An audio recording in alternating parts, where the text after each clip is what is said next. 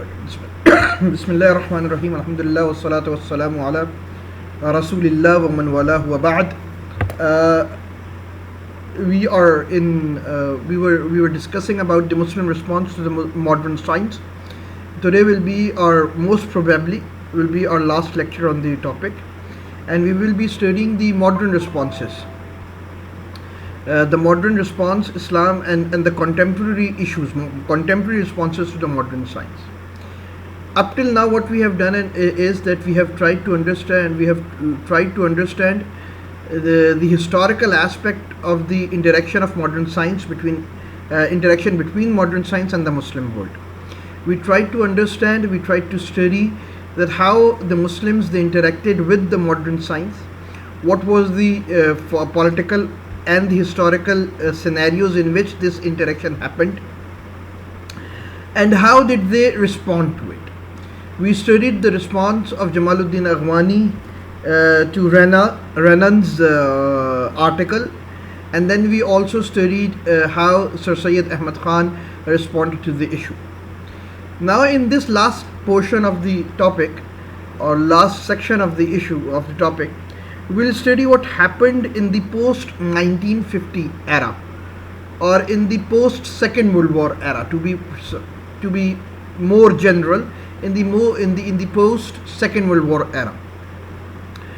You need to understand one thing in order to understand this response, that what actually happened in the post-Second World War era. What was happening in the Muslim world was that the Muslim world had been had been a colony, or was colonized for more than 200 years. Before the World War II, Muslim lands were colonized by the foreigners for almost 200 years. And after the colonization of 200 years, now, as the Second World War was approaching to its end, and the big colonial powers were dismantling due to or as a result of the Second World War, what happened was that there was a huge geographical change which was happening on the globe, on the surface of the globe. You need to understand this. یہ بات سمجھیے کہ مسلمان جو تھے اس کو 3 حصوں میں آپ مسلمان قوم کو you can divide the Muslim community into 3 major chunks in terms of their in timeline. The first chunk is when Islam used to rule the world, and that time span comprises of more than 800 years. More than 800 to 900 years or 1000 years, Islam was the superpower of this world. 800 to 1000 years. This is what had happened. Then, or to be precise, do not say 1000 years, okay, 800 years. Let's be more general. For 800 years, Muslims were the superpower. Then what happened was, due to the decline of the Muslim power, the Muslims were subjugated to colonization, and they were enslaved, they were colonized, and this colonization, it's extended for almost 200 years. Okay? So this makes what? This makes تقریباً 900 to 1100 years کا time, and now we are living in the post-colonial world. 8 سے 9 سال کا عروج ہمارا، جس پہ ہم لوگ سب کچھ تھے، حکومت ہماری تھی، سائنس ہماری تھی، دنیا ہماری تھی. 2 سال کی غلامی، 200 سال کی غلامی، اور اب 200 سال کی غلامی کے بعد اب ہم لوگ دوبارہ سے ایک نئے فیز میں آ رہے ہیں. کیا وہ آزادی کا فیز ہے کہ نہیں ہے، اس کے اوپر ڈسکشن ہو سکتی ہے، لیکن ظاہری طور پر آزادی کا فیز آیا، جو کہ پوسٹ کلونیل آزادی، کالونائزیشن ختم ہو. آزادی ہے کہ نہیں ہے یہ الگ بات ہے، لیکن بہرحال استعمار ختم ہو گیا، کولونائزیشن ختم ہو گئی. جب ہم لوگ عروج پر تھے اور ہمارا زوال آیا اور ہم لوگ کالونائزڈ ہوئے، اس وقت ہماری اپروچ جب ہم نے پڑھی تو ہم نے اس میں پڑھا جمال الدین اغوانی اور سر سید احمد خان. وہ ایک الگ مائنڈ سیٹ تھا. اس پہ یہ ہم ڈھونڈ رہے تھے کہ یار مسلمان کے ڈکلائن کیوں آیا اور ویسٹ جو ہے اسے ترقی کیوں کی, کیا مذہب وجہ ہے ترقی نہ ہونے کی, اور وہ ساری چیزیں ہم نے ڈیٹیل میں جمال الدین افغانی اور سر سید کو پڑھتے ہوئے پڑھ لی. اب آپ کو یہ بات سمجھنی ہے کہ اب جو پوسٹ کلونیل ایرا ہے اس میں مائنڈ سیٹ شفٹ ہو رہا ہے. وہ کیا ہو رہا ہے کہ پری کلونیلزم کے دور کے اندر سر سید احمد خان, جمال الدین افغانی اور یہ لوگ یہ سوچ رہے ہیں کہ ہم لوگ کیوں ڈکلائن کیے ہے, ویسٹ نے کیوں ترقی کی ہے, اور مسلمانوں کو کیا کرنا چاہیے کہ وہ اپنے آپ کو ریگین کریں. لیکن یہ جو سارا عمل ہے, پریکٹیکل اپلیکیشن ہے اس ساری چیز کی, وہ اس صورتحال کے اندر ہے جب کہ ہم غلام ہیں. ہمیں کیا کرنا ہے بحیثیت غلام, کیونکہ ہمارے آقا ہمارے اوپر جو بیٹھا ہوا ہے ہم کولونائزڈ ہے. تو مسلمانوں کو کیا کرنا ہے بحیثیت غلام. اور اگر ہم آزادی, تو ہمارا پہلا وہ کیا تھا, پہلا آبجیکٹو تھا آزادی, کیونکہ جب آپ آزاد ہوں گے تو کوئی ایکشن کریں گے نا, غلامی میں رہ کر تو نہیں کریں گے. لیکن کلونیلزم ختم ہونے کے بعد پوسٹ سیکنڈ ورلڈ وار آپ کو ایک قسم کی آزادی دی گئی, پولیٹیکل نیشنل اسٹیٹس بنا دیے گئے. تو آپ دیکھیے کہ اب وہ جو ساری باتیں سوچ رہے تھے اب اس کو امپلیمنٹ کرنے کا وقت آ گیا. تو ایک مختلف مائنڈ فیس کے اندر ہم لوگ آ گئے ہیں.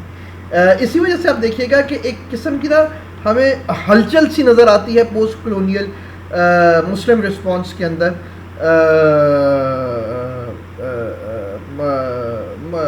ایک ہلچل ہمیں نظر آتی ہے پوسٹ کلونیل مسلم رسپانس ٹوورڈز ماڈرن سائنس, ایک ہلچل ہے. جو پوسٹ کلونیل مسلم رسپانس ہے اس کو ہم دو حصوں میں تقسیم کر سکتے ہیں. ایک حصہ وہ ہے کہ جو کہ وہی پرانی سوچ اور فلسفے کو مان کر نئے انداز سے روپذیر ہوا.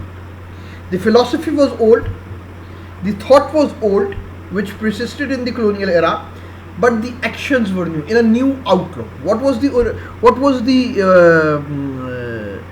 previous thought? What was the thought prevalent in the colonial era? کہ پہلی چیز یہ ہے کہ اسلام does not contradict with modern science or science.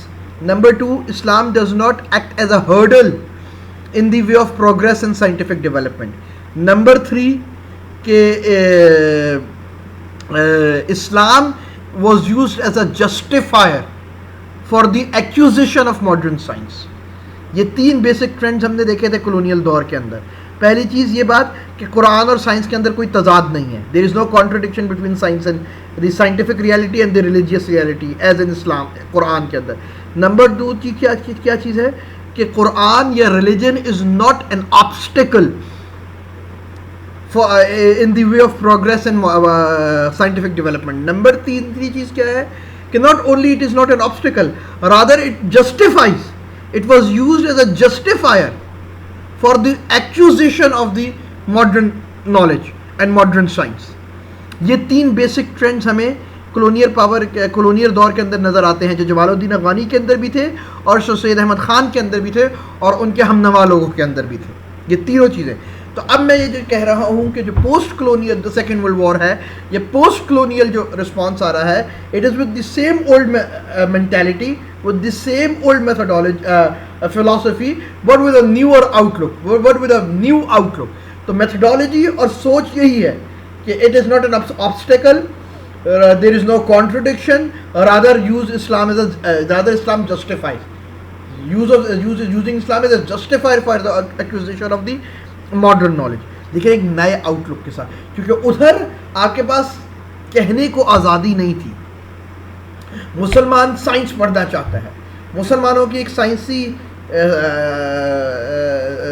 Universities ہونی چاہیے, مسلمانوں کا یہ ہونا چاہیے. کس طرح کرے مسلمان بھائی, کیونکہ مسلمان کے اوپر تو گورا بیٹھا ہوا ہے, کہیں انگریز بیٹھا ہے, کہیں برٹشرز بیٹھے ہیں, کہیں ڈچ بیٹھے ہیں, کہیں ہنگریئنز بیٹھے ہیں, کہیں فرینچ بیٹھے ہیں.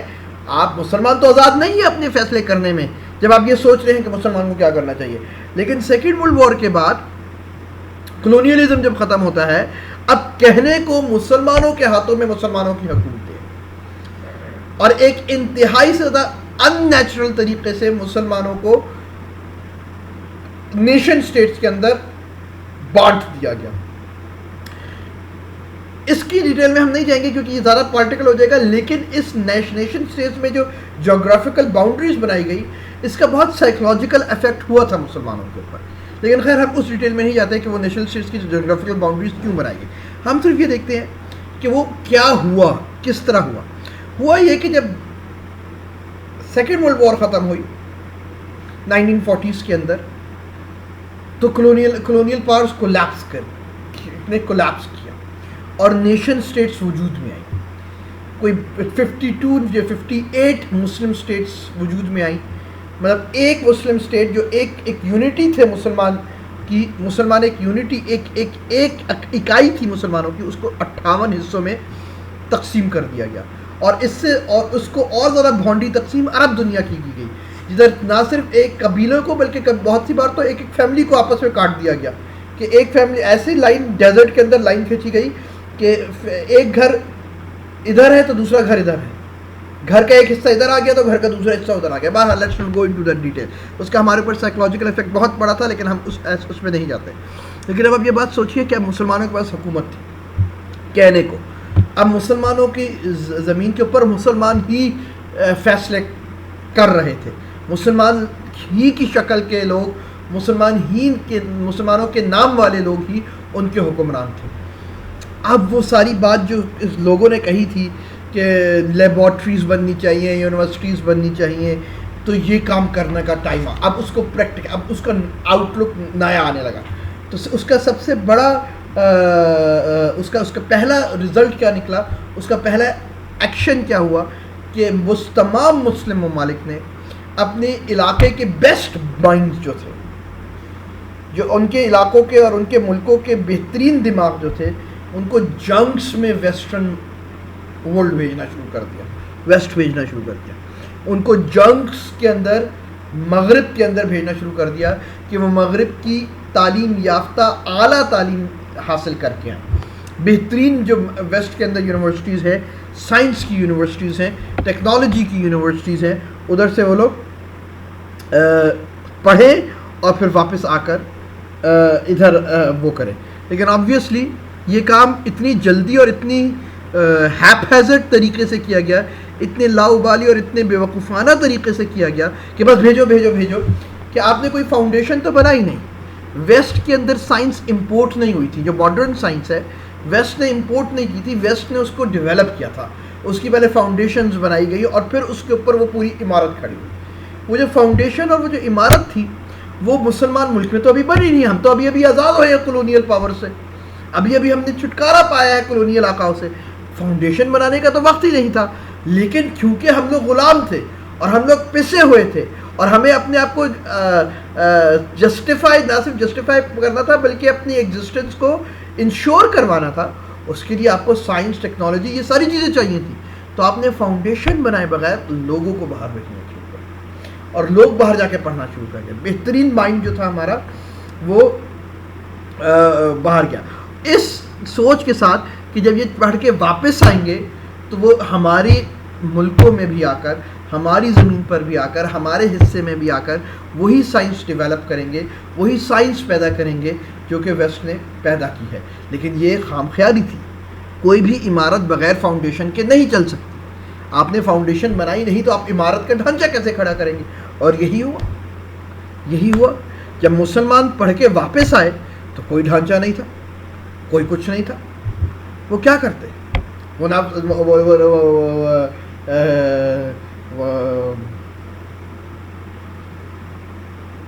پی ایچ ڈیز لوگ واپس آئے, لیکن ان کو سائنس کرنے کی کوئی وہی نہیں تھی. ان کو انفراسٹرکچر ہی موجود نہیں تھا. سائنس کس طرح ہوتی ہے؟ آپ کے پاس انڈسٹری ہونی چاہیے, large pharmaceutical industries, technical defence industries, جو کہ انارمس قسم کی اکانومی اور پیسہ پھینکے سائنس کے اندر.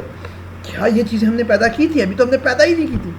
تو سائنس کیسے ہوگی؟ سائنس کے لیے پیسہ چاہیے کرنے کے لیے. نہ لیبز ہے ہمارے پاس, نہ سوفسٹیکیٹڈ مشینری ہے جس کے اوپر سائنس ہوگی. اور اس سے بڑی بات یہ کہ زیادہ تر لوگ جو واپس آئے وہ پی ایچ ڈیز تو تھے لیکن سائنٹسٹس نہیں تھے. وہ میمکری تو کر سکتے تھے, وہ ریورس انجینئر دوبارہ تو چیزیں کر سکتے تھے لیکن ریئل سائنس نہیں کر سکتے. تو اب آپ کے پاس ایک بہت بڑا خلا پیدا ہو گیا. اور آپ یہ دیکھ لیجیے, ہمیں اپنی یونیورسٹیز اور اس کے اندر نظر آتا ہے کہ جو اچھا مائنڈ آتا ہے, آپ کے یہاں بھی آتا ہوگا کہ ایک ٹیچر آیا ینگ سا باہر سے پڑھ کے بہت انتھوزیاسٹک ہوتا ہے, 2-4 سال میں اس کا سارا انتھوزیازم ختم ہو جاتا ہے. کیوں؟ کیونکہ یہاں انفراسٹرکچر ہی نہیں ہے کام کرنے کا. یہاں اسٹوڈنٹس کو پڑھانے بیٹھو تو 10 منٹ سے زیادہ اگر پڑھا دو تو اسٹوڈنٹس کو موت آ جاتی ہے. کورس سے زیادہ ایک پیج اور دے دو تو اسٹوڈنٹس پڑھنے کے قابل نہیں ہیں. لیب میں ٹائم گزارنا پسند نہیں کرتے اسٹوڈنٹس کو, چاہے لیبس ہی نہیں ہے پہلی بات تو, اس طریقے کی ماحول نہیں ہے پڑھائی کا یونیورسٹیز کے اندر. ہم یہ ساری چیزیں دیکھ رہے ہیں.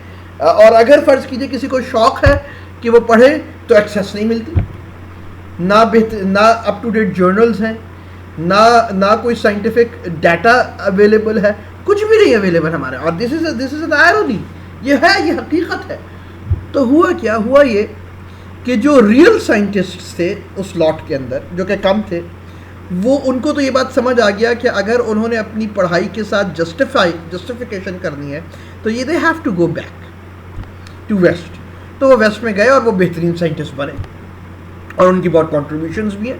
آج بھی آپ دیکھیے کہیں فلکر آ جاتا ہے کہ پاکستانی نژاد سائنٹسٹ جو ہے وہ فلاں, اس نے وہ اس ٹیم کا حصہ ہے جس نے یہ جو ویوز وہ کی ہیں اس کو پکڑا ہے, فلاں پاکستانی نژاد. یہ لوگ ہوتے ہیں. اور جو کہ میڈیوکر اور لوور میڈیوکر لاٹ تھا وہ بھی واپس گیا. کچھ لوگ نوکریاں کرنے واپس گئے, ان کی کوئی وہ نہیں ہے, وہ عام جگہوں پہ نوکریاں کر رہے, پیسہ کما رہے, اور زیادہ تر ادھر ہی رک گئے. ادھر بیٹھ کر وہ ان کے دیسی لبرل بن گئے, دیسی ولایتی مکس ہو کر عجیب سی انہوں نے کمبینیشن بنا دیا پڑھائی کے اندر. تو یہ ساری باتیں کیوں ہو رہی تھی؟ کیونکہ ایک ہیپ ہیزرڈ طریقہ تھا. آپ ویسٹ میں آپ دیکھیے کہ سائنس کرنے کے لیے سب سے امپورٹنٹ چیز money. Money is generated by the industry. You do not have industry, you cannot generate money. Simple. And if you cannot generate money, you cannot do science. میں نے کاسمولوجی پڑھانی ہے, میں نے ایسٹرو فزکس کا course شروع کرانا ہے. کس طرح کراؤں گا یار ایسٹرو فزکس کا کورس؟ ایسٹرو فزکس کے کورس کے لیے میرے پاس ٹیلیسکوپ ہے نہیں کہ میں بچوں کو دکھاؤں چیزیں. میرے پاس وہ سپر کمپیوٹرز ہے نہیں جس کے اوپر میں اپنی الگوریدم رن کر کے سمجھا سکوں. لیکن کیونکہ دماغ کے اندر خلل ہے اور پیپر بھرنا ہے, ورقہ بھرنا ہے, تو پیپر ورک کے اوپر سارے کام کر کے ڈپارٹمنٹ آف ایسٹرو فزکس ضرور کھول دوں گا, اور اس کے اندر MS PhD سب کچھ کرانے بھی لگ جاؤں گا. لیکن نہ ٹیلیسکوپ ہے, نہ لیب ہے, نہ کچھ, نہ وہ ہے مٹیریل ہے, نہ جرنلز ہے, نہ لائبریریز ہے. لیکن کیونکہ ہمارا ہیڈ جو ہے وہ کہیں باہر سے پڑھ کے آ گیا, اس کو پتا تھا کہ یار جرمنی میں یا امریکہ میں تو مجھے ہر جگہ کتابیں بھی مل جاتی تھیں on line, Hare latest research کی ایکسیس بھی ہوتی تھی, بہترین لیبز ہوتی تھی. اس نے ادھر بیٹھ کے کیونکہ 4 لاکھ روپے یا جو بھی پیسے کمانا, تو اس نے بغیر انفراسٹرکچر کریٹ کیے بھرتی کرنا شروع کر دی چیزوں کی. This is what has happened in the Muslim world. This is what has happened. The best mind of the Muslim world went into the science. And look where we stand in science today. Nowhere. میں یہ نہیں, یہ بات بڑی وہ بات ہے, آپ دیکھیے, آپ کبھی بات پڑھتے ہوں گے کہ اور یہ بات صحیح ہے. میں ملا کو I am not a pro ملا person. Mullah has done what he has done and I accept it. کہ ملا has it's his own share اس ملک کو تباہ کرنے کے لیے. لیکن صرف ملا نہیں, don't be cruel, don't be rude. صرف ملا نے تباہ نہیں کیا. ملا تو وہ لوگ بنتے ہیں جو کہ انتہائی زیادہ لو گریڈڈ مینٹیلٹی کے لوگ ہوتے ہیں سوسائٹی کے. جو بیچارہ کہیں کچھ نہیں کر پایا ملا بن جاتا ہے, جو بھوک اس سے مر رہا ہوتا ہے ملا بن جاتا ہے, یا ملا کا ہی بیٹا ملا بن جاتا ہے. وہ بھی بیچارہ کم عقل کا, اس کا بیٹا بھی کم عقل کا, وہی ملا بن جاتا ہے. اچھے ہوتے ہیں لوگ, میں یہ نہیں کہہ رہا, لیکن اتنے اچھے لوگ نہیں ہوتے, اتنے برائٹ لوگ نہیں ہوتے اس کے اندر. تو یہ بات سمجھنے کی ہے. جو بیسٹ مائنڈ ہے ہمارے معاشرے کا وہ تو ملا نہیں بنتا. جو ٹاپرز ہیں وہ کیا مسجد میں بیٹھ کر درس نظامی پڑھتے ہیں, وہ تو KE جاتے ہیں, کنگ ایڈورڈز جاتے ہیں, ڈاؤ میڈیکل کالج جاتے ہیں, UET, GIK, IST, NAST, ادھر سے انجینئرنگ کرتے ہیں. اور پچھلے 60-70 سال سے یہی ہو رہا ہے. کیا کیا سائنس کے اندر, اور یہی باقی مسلمان ملکوں کے اندر بھی کیا کیا مسلمانوں نے سائنس کے اندر. یہ جو وہ کہتے ہیں کہ دنیا جو ہے وہ چاند پہ پہنچ گئی اور ہم آج بھی بخاری پڑھا رہے ہیں, تو ملا نے تو چاند پہ نہیں پہنچانا تھا, چاند پر تو پہنچانا انجینئرز اور سائنٹسٹ نے تھا. ملا is not to be blamed, engineers and scientists are to be blamed کہ کیوں نہیں پہنچایا ہمیں آج تک. ملا کا کام تو تھا ہی بخاری پڑھانا, اگر اس نے بخاری میں 2 نمبری کیے تو اس کو ادھر پکڑو پڑھانے میں. ملا کو یہاں نہیں پکڑا جائے گا کہ تم نے چاند پہ کیوں نہیں پہنچایا. بالکل اسی طریقے سے جس طرح سائنٹسٹ کو نہیں پکڑا جائے گا کہ ہمیں بخاری کیوں نہیں پڑھائی. ہمیں بات سمجھ آ رہی ہے؟ آپ دیکھ لیجیے ابھی آپ کے پینڈیمک کے اندر کورونا, کہ وہ لوگوں سے گزارش ہے کہ فی الحال کفار کو گالیاں دینا بند کرے کیونکہ وہ ذرا ویکسین تیار کر رہے ہیں. یہ سارا جو یہ لوگ ایسے اسٹیٹسز کون کرتے, وہ لوگ جو خود ڈاکٹرز اور انجینئرز اور انجینئرنگ اور ڈاکٹری پڑھ رہے ہوتے. Who are to be blamed. ملا کا کام تھا کہ آپ کی ویکسینیشن تیار کرے ادھر بیٹھ کے. ملا کا کام تھا کہ وہ اچھی ہیلتھ انسٹیٹیوٹس قائم کرے. ملا کا کام تھا کہ آپ کی انڈسٹری اسٹرانگ ہوتی, کہ آپ وینٹیلیٹرز یہاں بنا رہے ہوتے. ملا نے بنانے تھے وینٹیلیٹرز. کس نے بنانے تھے؟ انجینئرز نے. کس نے دینی تھی ویکسینیشن فارما یہ کام؟ ڈاکٹرز نے, سائنٹسٹ نے. Scientist field. ملا کا کیا کام ہے یار؟ ملا نے تو پھر آ کے پہلے فیل ہوئے سائنٹسٹ, مروایا سائنٹسٹ نے. ملا نے آ کر جلتی پہ تیل چھڑکا, انہوں نے کہا ایسی کی تیسی تم ہارے ہو تو ہم بھی ہاریں گے. تم نے قوم مروائی ہے, سائنٹسٹ نے قوم مروائی ہے. کوئی کام کی چیز آج تک پیدا نہیں کی سائنٹسٹ نے. ملک تباہ کیا ہوا ہے سائنٹسٹ اور ان لوگوں نے, تو ہم بھی اپنا حصہ ڈالیں گے تباہ کرنے.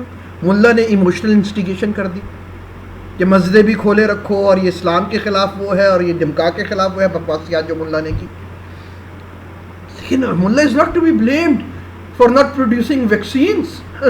ملا is not to be blamed for the shortage of ventilators اور for the in equipment of the nation in the industrial field. Mullah is not to be blamed. Engineers are to be blamed. Scientists are to be blamed. They are to be blamed because they are the one who has to do it, who has to perform. You get my point? So why did this happen? کیوں ہوتا ہے یار؟ آپ سمجھ نہیں آتی ہمیں. یہ کبھی سوچیں آپ کہ میں ادھر بیٹھ کے IST میں انجینئر بنوں تو للو پنجو انجینئر بنتا ہوں, ایک MIT کا انجینئر, اور میرے میں کیوں فرق ہے یار؟ اور ہے فرق, میں یہ نہیں کہہ رہا استعداد اور صلاحیت کے اندر فرق نہیں ہے, کیپیبلٹیز کے اندر فرق نہیں ہے. ہم لوگ زیادہ کیپیبل ہوں گے. ریسورسز کے اندر فرق, طریقوں کے اندر. وہ سائنس میں انوویشن اور انوینٹ کرتا ہے, میں کچھ بھی نہیں. کیوں نہیں کر پاتا؟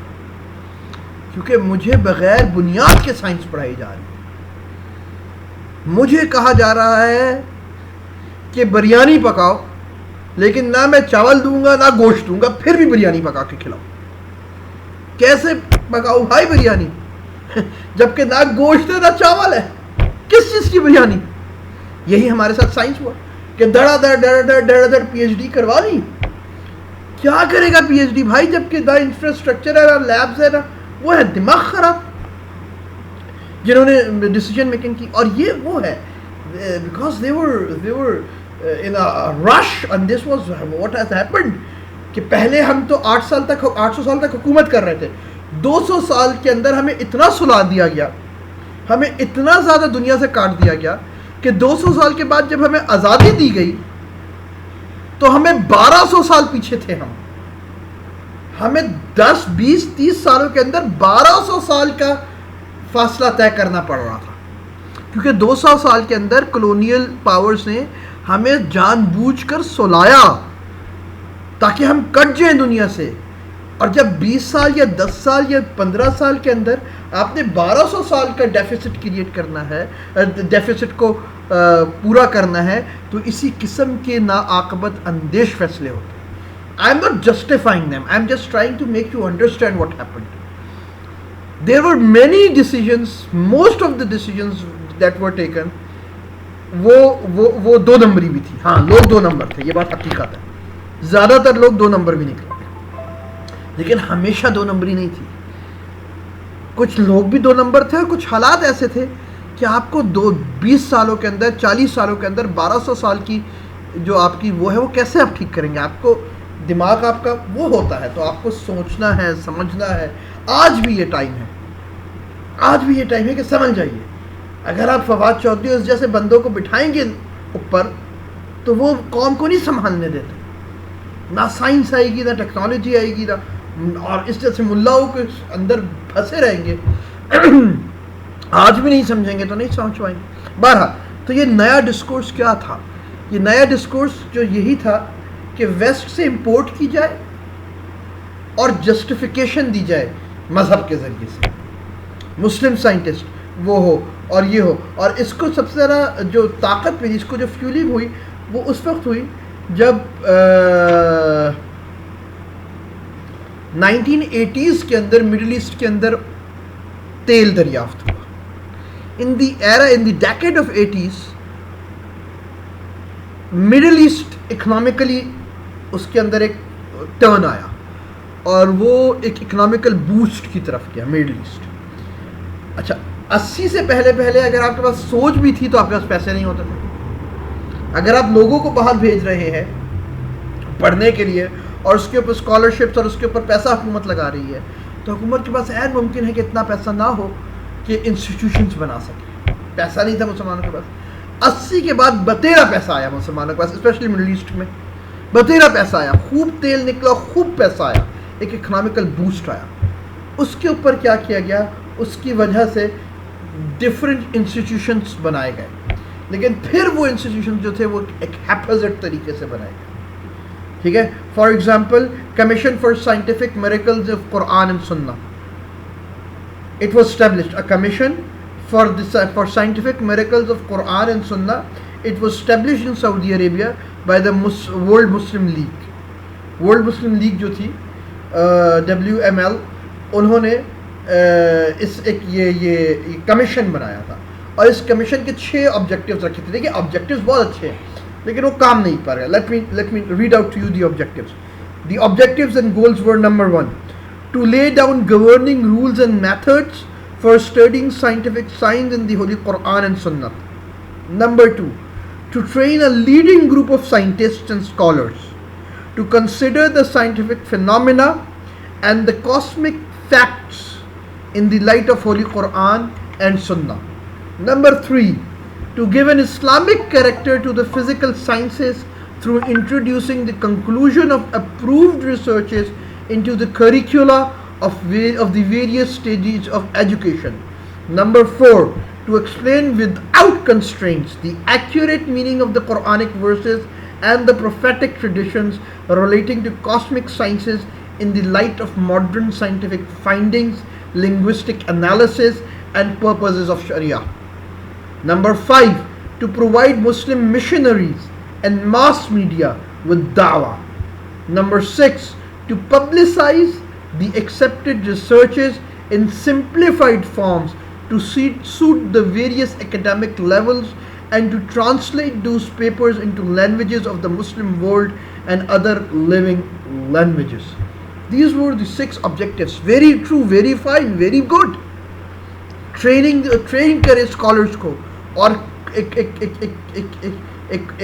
باڈی بنائے ریسرچرز اور سائنٹسٹ اور اسکالرس کی جو مل کے کام کرے اس چیز کے اندر. کریکولا ڈیولپ کیا جائے اور ریسرچ کی جائے, لیکن نہیں ہوا کچھ بھی. کیا ہوا, کیا اس کا ہوا یہ اس کا اور لیکن اس نے کام بھی کیا, بالکل کام نہیں کیا. 1987 سے 2000 تک انہوں نے 5 بڑی انٹرنیشنل وہ کروائیں symposiums in the field of embryology, botany, geology, astronomy and cosmology, اور اس کا رزلٹ بھی نکلا. لیکن وہ رزلٹ کیا نکلا, ایک پاپولر اپولوجیٹک مٹیریل پیدا کیا گیا.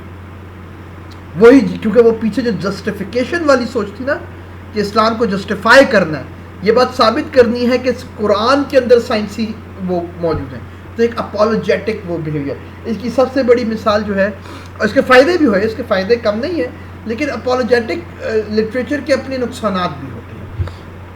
For example the famous case of the very famous ایک بہت فیمس کینیڈین ایمبرولوجسٹ تھا کیتھ مور. کیتھ مور جو ہے he is a very famous Canadian, he was a very famous Canadian embryologist. اور کیتھ مور کی جو کتاب تھی ایمبریولوجی کے اندر، the developing human, it was considered as the basic text material of embryology, and it was taught in almost every medical school around the world. Keith Moore کو بلاتے تھے یہ لوگ، انہوں نے کیتھ مور کو بلایا ان کانفرنسز میں، پیسہ تھا، بڑے بڑے سائنٹسٹ، ویسٹرن سائنٹسٹ کو بلاتے تھے اور ان سے یہ مطالبہ اور ان کے سامنے چند آیات رکھتے تھے قرآن کی، اور ان سے کہتے تھے کہ پلیز آپ اپنی نالج کی اس میں ان قرآن کی آیات کو سمجھیے.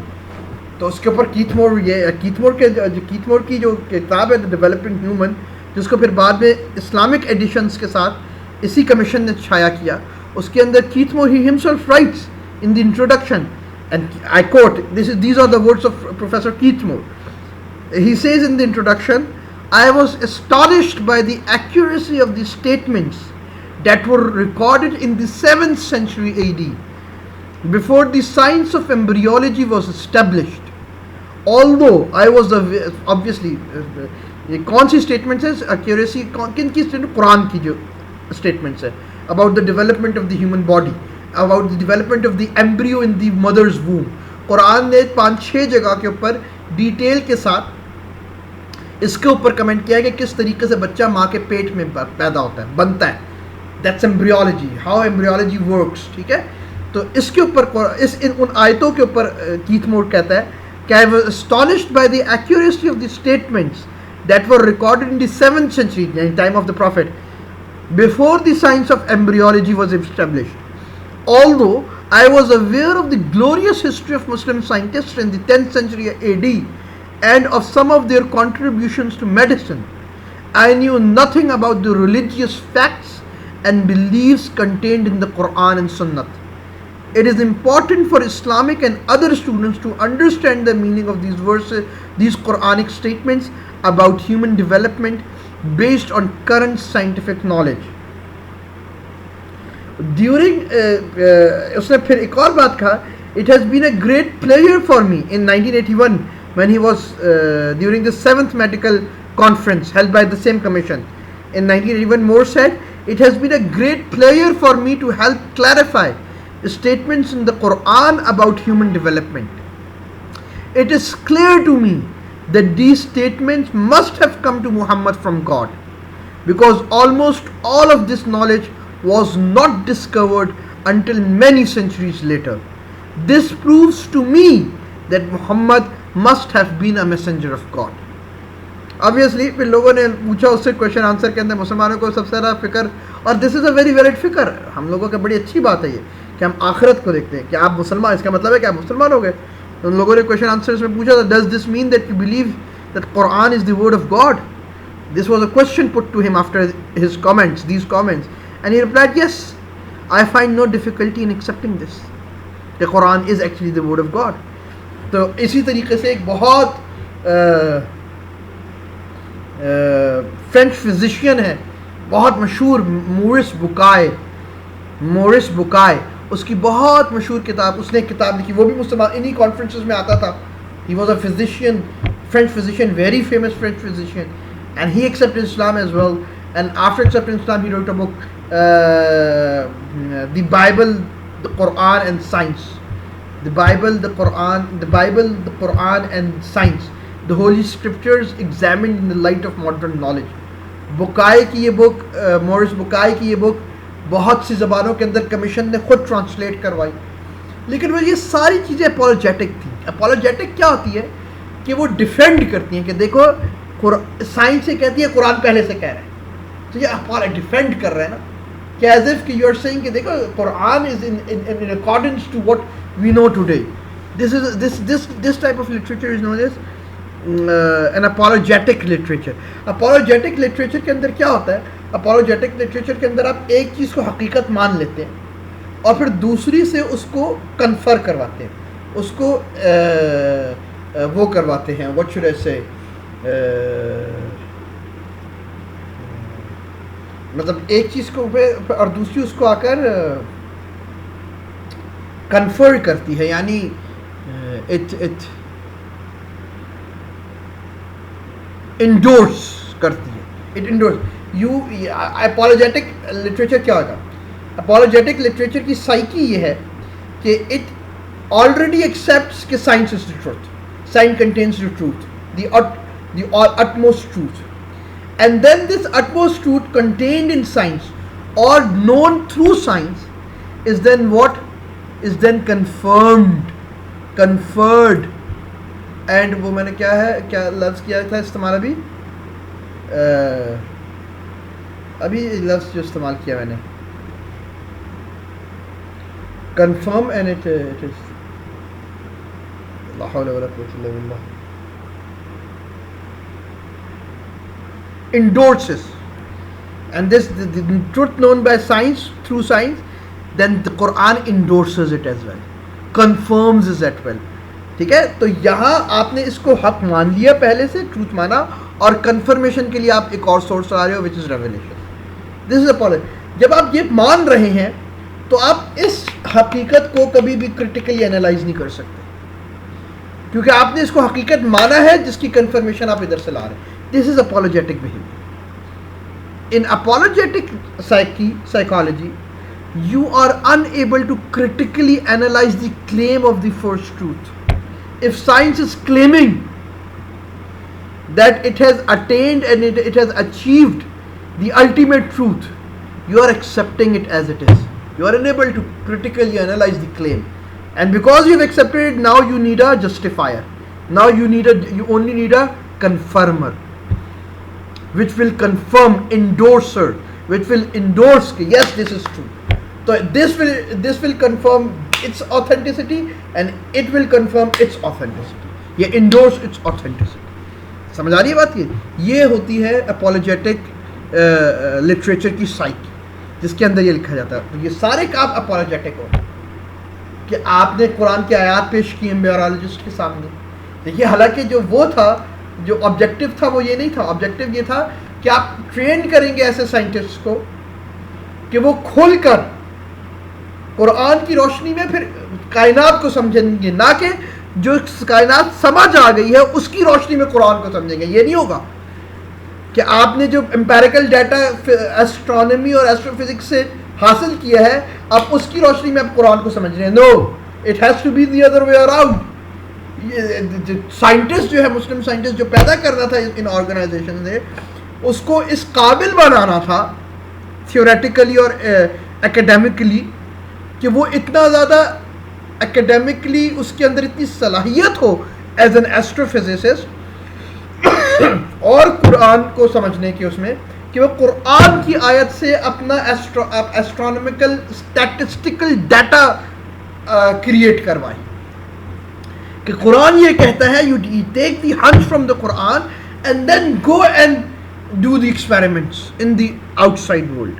It is happening the other way around, کہ you take the statistical data coming from the science and then you comprehend it with the Quran. جبکہ objective اس کا کمیشن کا اپوزٹ تھا, جو کہ ہمارے آج تک نہیں ہو پایا, کیونکہ جو لوگ فزکس یا ایسٹرو فزکس پڑھتے ہیں ان کو قرآن کی الف بے نہیں پتا. ان کو جو قرآن پتہ چلتا ہے وہ ملا کے ذریعے سے پتہ چلتا ہے, اور وہ بہت سی بار آؤٹ ڈیٹڈ ہوتا ہے. ملا کو کیا پتا کیا ہے وہ کیا ہو رہا ہے. اور پھر وہ جب اپنی سائنس سے کرتے ہیں تو وہ سکزوفینیا کے مریض بن جاتے ہیں بیچارے, اور پھر وہ اپنے دماغ کے دو حصے بنانے کے اوپر مجبور ہو جاتے ہیں کہ آفس میں آ کر ایک دماغ کام کرتا ہے اور مسجد میں دوسرا دماغ چلا رہے ہوتے ہیں. ان کی جو پرسنالٹی ہے وہ ٹو اپوزٹس کا مکسچر بن جاتی ہے, جس میں آپ دیکھ رہے ہیں کہ ہماری زیادہ تر 90% اکیڈیمیا اسی سکزوفینیا کا شکار ہے. 90% سے زیادہ ہماری اکیڈیمیا. تو یہ جو اپولوجیٹک وہ تھا, یہ ایک ماڈرن آؤٹ لک تھا. لیکن اس کے آپ کی اس بات سمجھیے, انہوں نے وہی کام کیا جو کہ سر سید اور جمال الدین افغانی کرا رہے تھے, لیکن کیونکہ ان کے پاس اب ریسورسز آ گئے تھے تو انہوں نے امپلیمنٹ کیا. لیکن کیونکہ وہ امپلیمنٹیشن جو تھی وہ بیسک اس کے بغیر تھی, فاؤنڈیشن کے بغیر تھی, تو اس نے ایک فریش لٹریچر دینے کے بجائے ایک اپولوجیٹک لٹریچر کا انبار پیدا کرا, اور بہت سی کتابیں لکھی گئیں اس کے اوپر. انہوں نے بہت کچھ چھاپا, انہوں نے بہت کتابیں چھاپی اور بہت کچھ وہ ہوا, اور انہی کتابوں کے اوپر آپ دیکھیے کہ جو بڑے بڑے ہمارے ایونجلسٹس ہوتے ہیں, مسلم ایونجلسٹ, وہ کہ evangelist is a very strict Christian term, اور مسلمان دائیوں کے لیے کبھی کبھار استعمال کر لیتے ہیں, لیکن let's not go into the details, چلو استعمال ہو رہا ہے. The Muslim evangelist like doctor Zakir Naik and all these people, they do not understand science scientifically, neither do they understand religion academically. What they have done is die, بس ادھر سے یہ چیز پکڑی, ادھر سے یہ چیز پکڑی, اور دعوت, because they are good orators with good personality and good communication skills, they tend to impress people. لیکن جب آپ ان کو کرٹیکلی انالائز کرتے ہیں, اکیڈیمکلی ان کی وہ کرتے ہیں اسکروٹننگ, تو وہ نہ سائنس کے ترازو پہ پورا اترتے ہیں, نہ وہ مذہب کی اکیڈیمک اور علمی ترازو کے اوپر پورا اتر رہے ہوتے ہیں اس قسم کے لوگ. سمجھ آ رہی ہے بات کہ نہیں؟ تو یہ بڑے خطرناک ہو جاتے ہیں یہ چیزیں. یہ ایک پہلے لوگ تھے, یہ پہلا ایک سٹرینڈ تھا ماڈرن جو کہ رسپانس تھا مسلمانوں کا towards the modern science, contemporary response to modern science. اس کا یہی بات ہے, ہم نے اس کو یہ بات کہی ہے کہ contemporary response of modern science کیا ہے, کہ the same old philosophy of the colonial era, لیکن with a newer outlook, with a modern outlook. اس کے علاوہ ایک اور اسٹرینڈ ہے مسلمانوں کا, اور that strand we will discuss in the next lecture انشاءاللہ, نیکسٹ لیکچر انشاءاللہ, دی ادر کلاس انشاءاللہ, ٹھیک ہے. تو یہ آپ نے جو میں پڑھا رہا ہوں آپ کو, دس از دی 7th چیپٹر, اور یہ آپ نے پڑھنا ہے کیونکہ آپ نے تیاری کرنی ہے. دس از دی 7th چیپٹر آف دی بک جو میں نے آپ کو اسلام اینڈ سائنس کے اوپر بھیجی ہے. اسلام اینڈ سائنس کے اوپر جو آپ کو بک بھیجی ہے مظفر اقبال کی, اس کا 7th چیپٹر ہے, ادھر سے پڑھا رہا ہوں. تو آپ نے یہ باتیں ادھر سے پڑھنی بھی ہیں میرے لیکچر کے ساتھ ساتھ, ٹھیک ہے. Okay, we will end up here our first lecture, and then I'll record either I will record the second lecture today or tomorrow, or we'll have a live discussion inshallah. Here we will end our first lecture, the first part of the last part of our topic.